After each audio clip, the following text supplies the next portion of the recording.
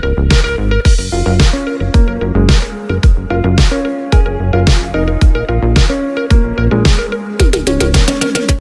જૂના પૈકી શાળામાં બાળ પ્રવેશોત્સવની ભવ્ય ઉજવણી કરવામાં આવી।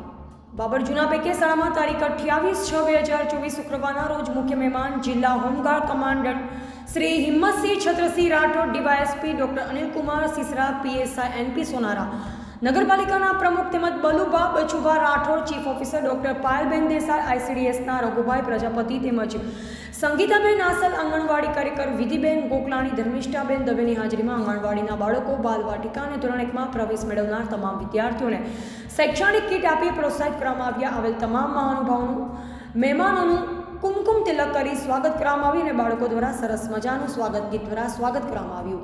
સીઆરસી ડોક્ટર મનોજભાઈ સુથાર તથા મદદનીશ ભલાભાઈ દેસાઈ લાયઝન અધિકારી તરીકે હાજરી આપી।